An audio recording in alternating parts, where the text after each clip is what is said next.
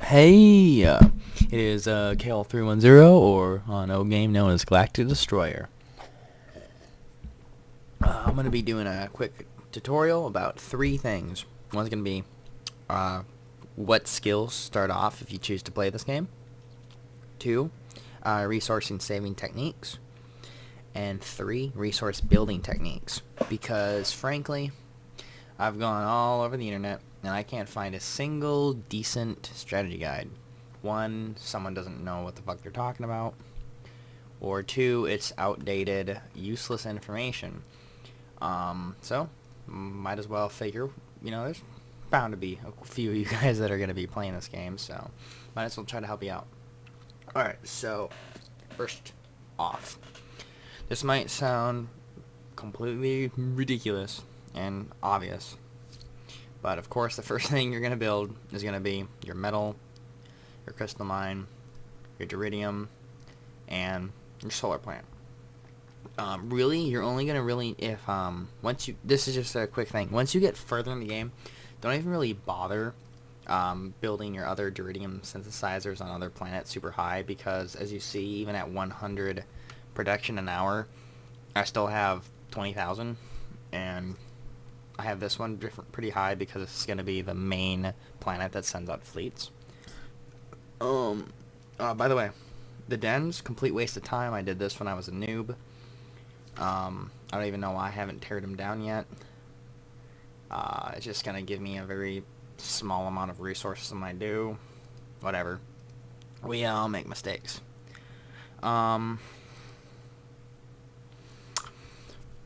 Okay. So, though, you're going to want to do that. You're going to want to do your shipyard and your research lab. Absolutely first two. Those are going to be the first things you're going to build, because then that leads to building all your pretty ships and all your resources. Honestly, now that I look back at it, I think the very first ship I would have built towards would have been the recycler. And the reason is because, yeah, you can make all this whoop-de-doopy money from being offensive and farming, attacking weaker people than you. However, if I go around and hit a random number, see a few debris fields, nothing impressive, but see, look at that, 254. It's got 40,000 resources. That one's got 25,000 resources, 26 almost. That one's got 14,000, and altogether, I would need 6 recyclers to get all that. And that's not even their capacity. A lot of people overlook it, but if you think about it, even though it takes like 2 hours to get one way and 2 hours to get back, if you get the debris field, especially if you send a bunch of small fleets, that really adds up. I mean, heck, I could go ahead and send 10 recyclers to these and to another area I have my eye on, and then by the time I get back in the morning, I'd have an extra 100,000 metal and another 100,000 crystal.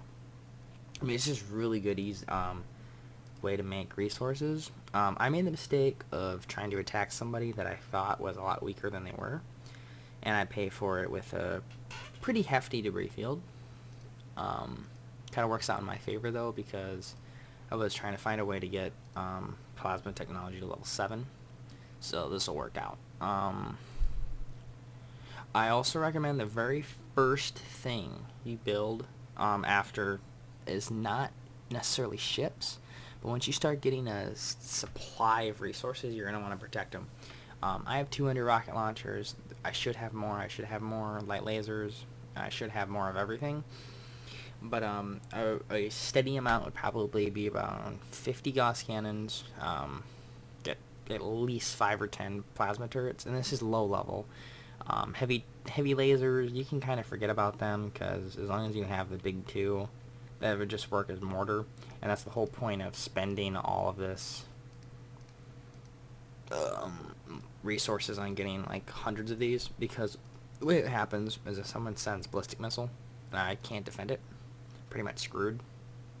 So just better to have a bunch of mortar that can absorb a lot of damage. I'm also really want to be able to build my large shield dome. Gonna really save my ass in the long run. Also, always join an alliance because you can have people that can help you out.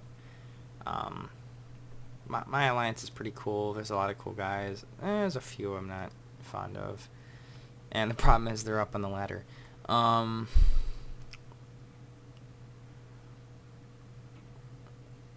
yeah. Here's resource saving. So I told you how to build. Go ahead and scavenge. Really overlooked way of getting a lot of resources if you really think about it. Also expeditions, man, they can really pay out. I was getting lucky for a while, and I was pulling out like 500k metal for a while, and that's actually how I managed to get this. I got the resources in like probably 2 days, and it was all from expeditions. It was amazing. So one is fleet saving. So the way it works, I gotta go shipyard, I don't have any ships, is I get 20 or 30 small cargoes, 20, 30 large cargoes, and all my other ships. And I send all my ships, all of them, except of course solar satellites, I can't go, to a debris field. And what I'd do is I'd adjust my speed to where it would take 8 or 9 hours if I was gonna be asleep 8 or 9 hours. So that way when I got back, my fleet would get back.